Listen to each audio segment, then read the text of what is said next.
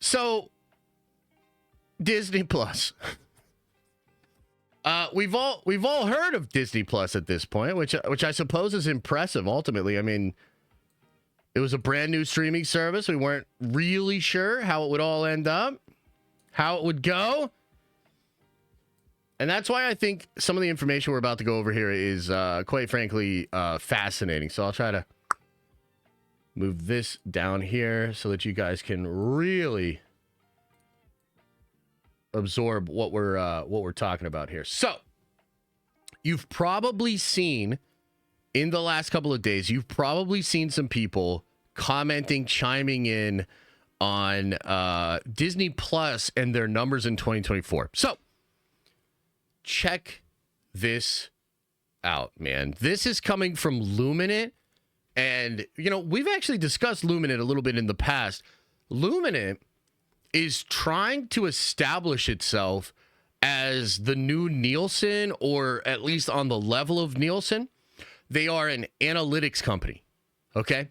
And one of the reasons we discussed Luminant is because they were one of the only people that was calling how bad the Acolyte views were. And this is before Samba, this is before Patriot Analytics, this is before Nielsen. I remember sharing data online, and this was only in like episode 4 or 5, and Luminant basically had all this data and said, it's pretty much Jover for The Acolyte. It's never going to reach these other shows. It'll likely be canceled. This was before the show was even over. They have been proven correct on that. Disney literally canceled that shit. So, big scope picture here. Let's talk about some of Luminant's findings when it comes to Marvel and Star Wars and basically just Disney Plus in general. So this is kind of interesting here. They say streaming franchises struggle to regain momentum. While franchises continue to be key drivers of engagement on streaming, 2024 saw diminishing returns for some of the biggest properties on television. Both 2024 live-action Marvel TV series Echo and Agatha All Along underperformed 2023 Marvel series Loki Season 2 and Secret Invasion.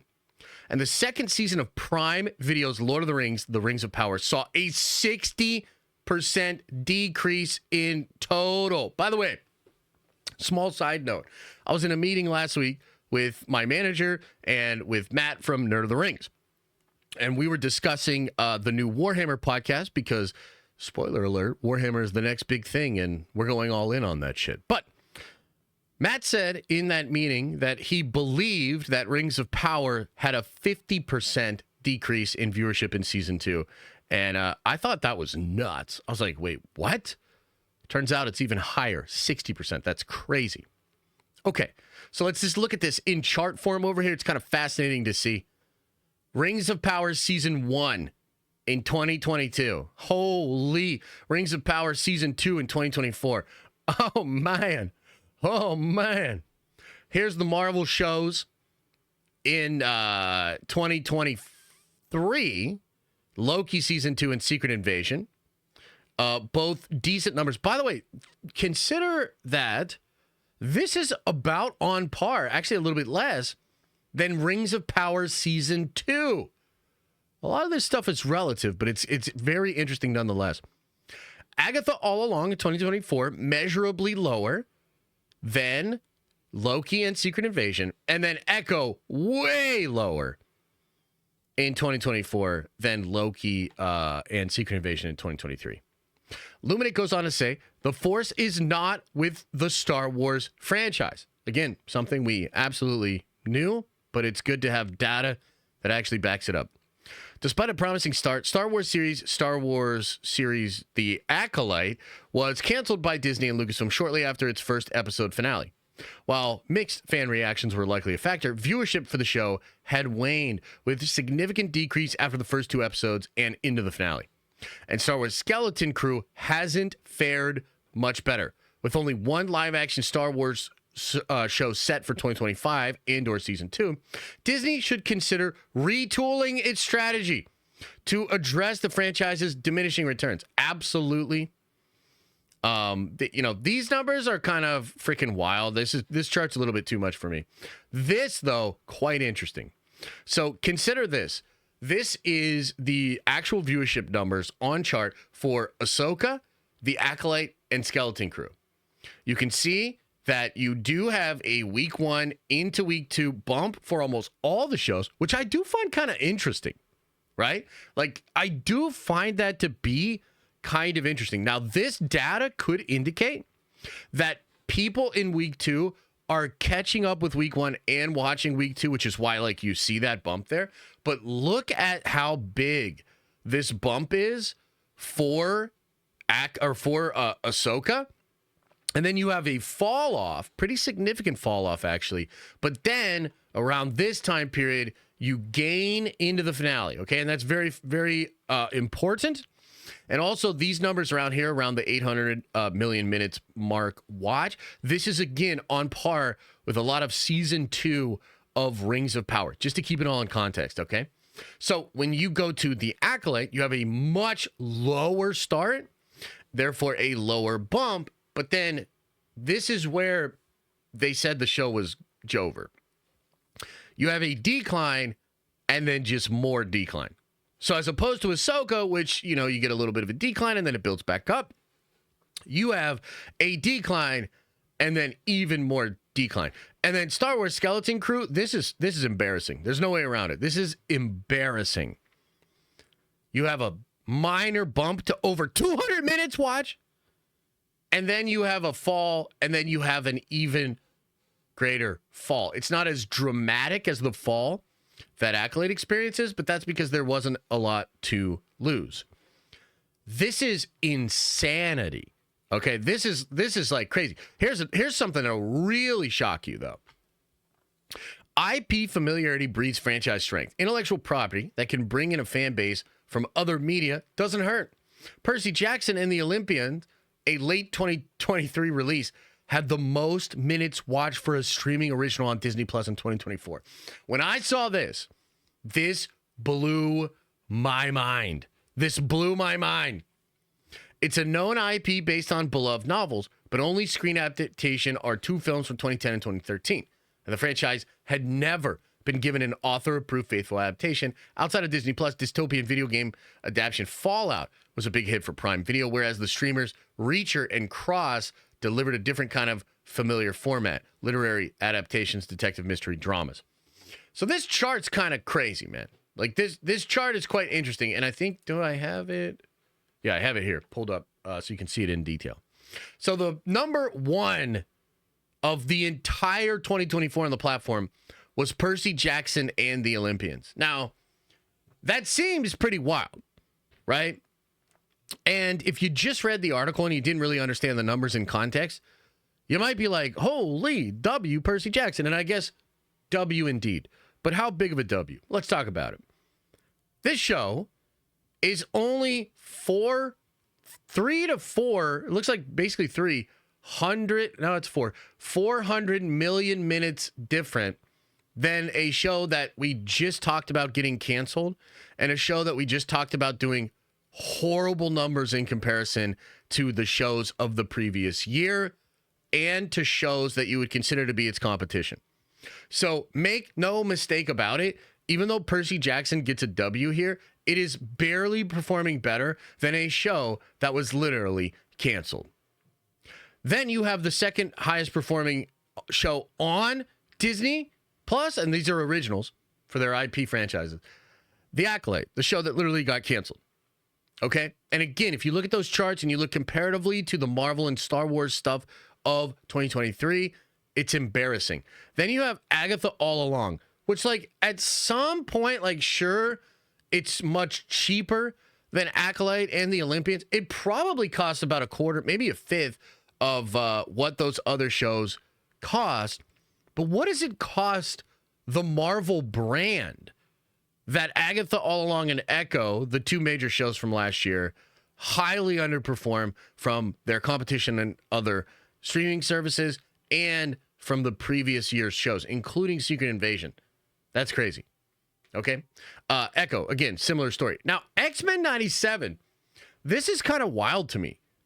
Because if this is true, this means X-Men 97, which had half-hour episodes, 10 of them, about 5 hours in total, was literally almost on par with Echo and Agatha all along.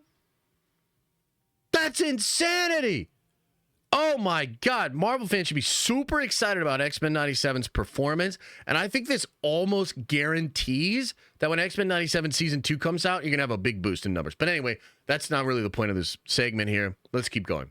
Then you have Star Wars The Bad Batch Season 3 outperforming Skeleton Crew Ahsoka and multiple seasons of Mandalorian. That's wild, dude. And again, you might start to think of that and you're like, whoa, that's like really good for Bad Batch. And I guess in a sense it is, but it also just shows you how far the mighty have fallen. Skeleton Crew can't outperform a third season of an animated show. Ahsoka's rewatch numbers can't outperform the animated show. The Mandalorian, if you combine, and here's something I don't really understand, is where is The Mandalorian Season 2? Why is the first and third season getting rewatched more than the second? That's absurd. But in general, Mandalorian, if you combine its 3 seasons, is holding pretty strong. It would be towards the top of this chart, I think, which is wild. Because they still don't have anything bigger than Mando, basically, for Star Wars. Okay, so a couple other things. I just want to read through a little bit more of the insight from Luminate, and then I'll give you a little bit more of my takes, okay?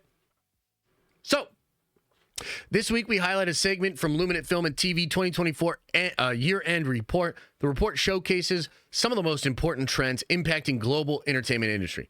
When it came to franchise titles in 2024, studios found themselves at an important crossroads. Down to one path was the now common strategy to build out content on pre-existing franchises like Marvel. On the other path was to invest in intellectual property to build out fresh slates of franchises on which to create in the future. To showcase the divergence, let's take a look at a few examples from Disney+. 2024 saw diminishing returns for some of the biggest properties on Disney+. Both live-action Marvel TV series, Echo and Agatha All Along, underperformed when compared to 2023 series like Loki and Secret Invasion. Both of these 2024 titles also underperform compared to Percy Jackson and the Olympians. A late 2023 release, Percy Jackson is a known IP based on novels and screen adaptations, blah, blah, blah. Over at Prime Video, a similar phenomenon is occurring. The second season of Lord of the Rings, Rings of Power, saw a 60% decrease in the total minutes watched. When compared to the first season, both of these titles underperformed when compared to the dystopian video game adaptation Fallout, which was a smash hit for that platform. This raises the issue of how much studios can expect to get from existing franchises. 2024 was a testament to the fact that there's only so much mileage you can get out of them. When you look at the data from Luminate streaming viewership, it reflects that. When studios take on too much and don't invest enough in franchise management, these titles can wear out their welcome. There are many differing factors that can contribute to each show's declining interest, but investing in fresh ideas, whether or not they belong to a franchise, is essential as studios move into 2025. Okay, so a lot of different data there. Again, I like Luminate. I think these numbers are accurate. I think this data is good, and I also absolutely love the presentation that they do. I'm actually going to reach out to the people at Luminate to see if I can become involved in some way, get some of the data early or something, because I think they're fantastic. And I do actually think they will sort of take over Nielsen, because they don't just have the data. They seem to be able to give you a digestible look at the data, which is really interesting. Okay, so what does this mean? Well, it means that Star Wars and Marvel have really fumbled the goodwill that they have with audiences within these franchises. And as I have said many times before, I don't think the strategy that the studio has used for Disney Plus has been good. And essentially, I can just tell you what that strategy is very simply. The Disney Plus strategy is to take the franchises that they have that have worked in the movie theaters and to basically give you a lesser version that's digestible at home on streaming. That's what it is. It is literally, we have Marvel at home. That's what it is. Okay? And I think for that that's the thing that like the data's not really going to tell you, but that's actually, I think, what's really happening. Marvel in particular, but just Disney in general as well, they got really cute with their strategy when it came to streaming. I mean, the whole idea of their streaming stuff, especially within the first wave, was to give you shows with characters.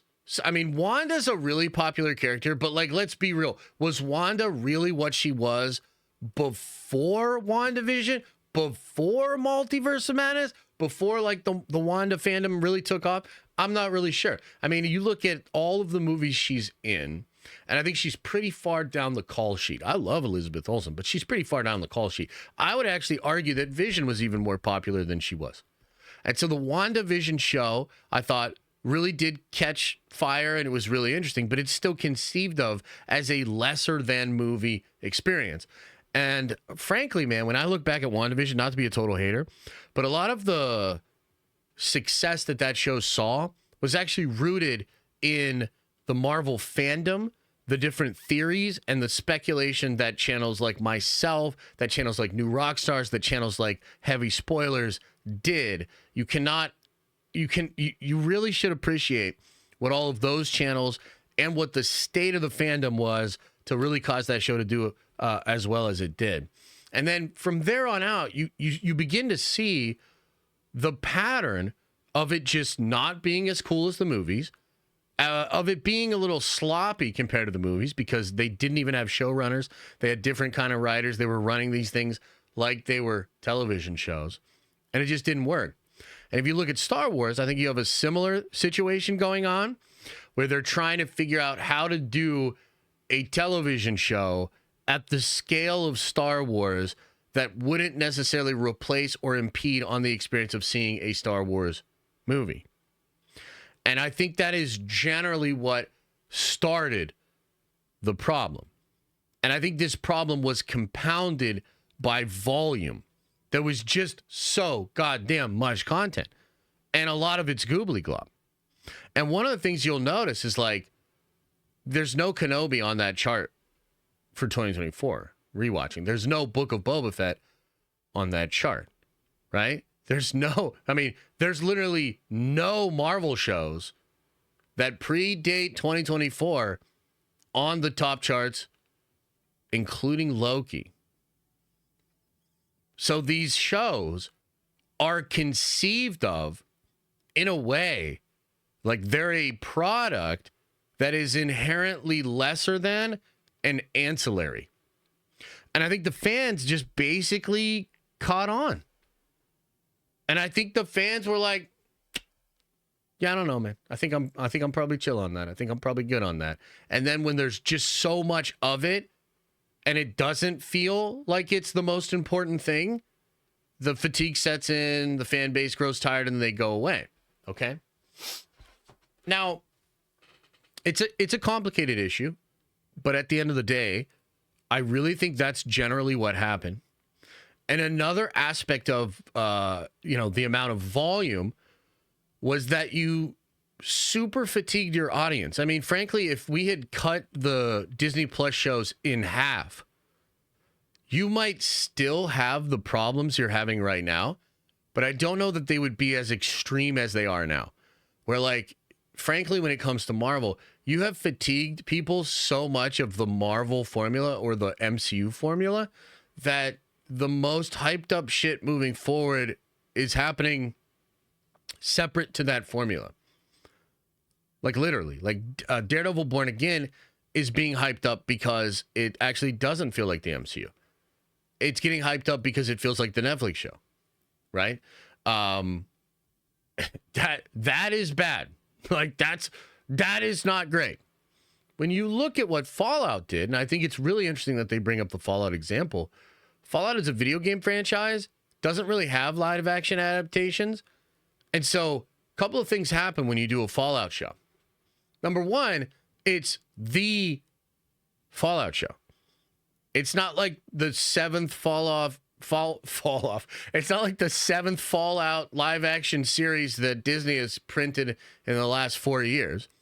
It's not like the Fallout show that will hold you over until the Fallout movie.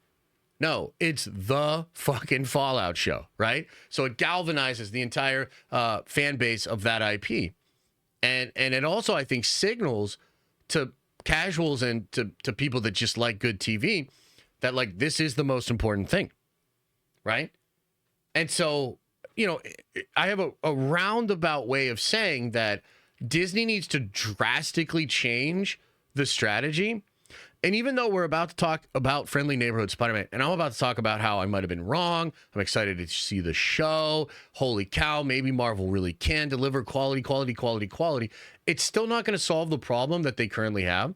And I still believe that they should have canceled a lot of these shows. Echo and Agatha, despite being better than I thought they would be, do not move the needle. And you could argue they are only adding to this fatigue problem that is hurting Marvel. And so I'm going to say it again. They should cancel this shit. There's a ton of stuff coming out this year that even if it reaches a certain quality, that would shock me and be like, whoa, that's actually really impressive. You should have canceled it. You should have canceled it because you are either not aware of or you're not appreciating what is actually happening with the fan base. Here's another thing, okay?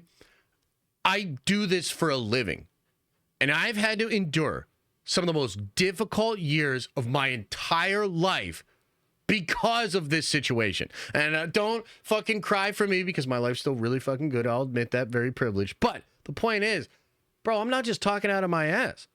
My entire life has been affected by how bad Disney has fucking fumbled this, like, obvious shit.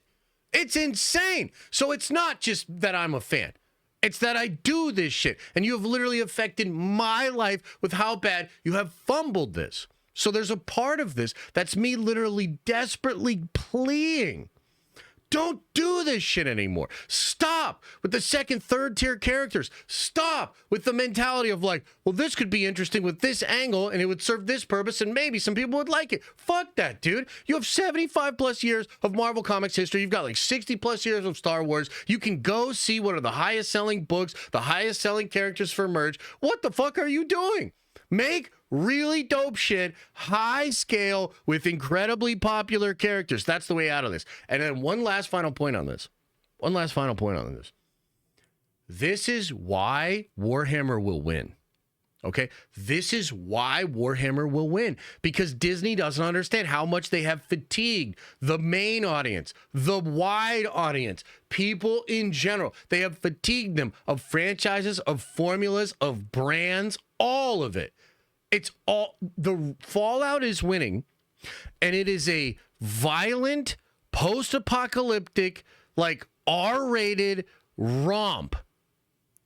How is that winning over what you would traditionally consider to be the most appealing 4-quadrant brands in the world, Marvel and Star Wars? They are kid-friendly, they're friendly to female fans, they're friendly to old, they're friendly to young. How is Fallout outperforming those 4-quadrant brands? It's really simple. You fucked it up. You fucked it all up. You fatigued everybody. And now there's like a hunger for just anything that feels different. Anything that feels original. Anything that feels like we're at the start of something actually important. I look at some of these shows, like whether it's One Piece, Fallout, Last of Us. It's a different vibe, man. It's not the vibe of the 14th character down the call sheet spin-off thing with a 6-hour episode on Disney+.